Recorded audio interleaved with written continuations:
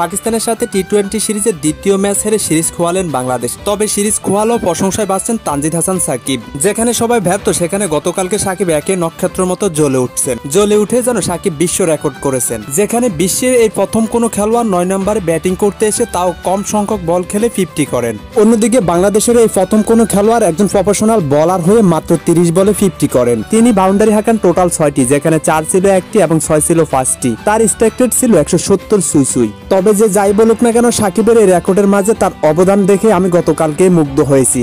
একজন professional batter না হয়ে কিভাবে ব্যাটিং করতে হয় সেটা হয়তো বাংলাদেশি খেলোয়াড়দেরকে বুঝালেন সাকিব। তবে লিটন কুমার দাসের একটু ইগো বেশি। গতকালকে যখন তাহিদ হৃদয়ের সাথে সিঙ্গেল রান নিতে একটু বোঝাপড়ার সমস্যা হয়েছে তখন তিনি একটু ইগো দেখিয়েছেন। এখন আমি একটা কথা বলতে চাই, বাংলাদেশি খেলোয়াড়রা তো মাঠে খেলা দেখাতে পারে না, তবে মিডিয়ার সামনে আর মাঠে ইগো দেখাতে পারে তারা বেশ ভালোই। কেউ আবার মিডিয়ার সামনে এসে বলে তারা ইন্টারন্যাশনাল খেলোয়াড়। তবে ইন্টারন্যাশনাল খেলোয়াড় হলে তাদের পারফরমেন্স এমন কখনো হতো না। তবে শেষে একটা কথাই বলতে চাই, গলাবাজি এবং ইগো যতদিন বাংলাদেশের ক্রিকেটে থাকবে ততদিন ক্রিকেট উন্নত কখনো হবে না।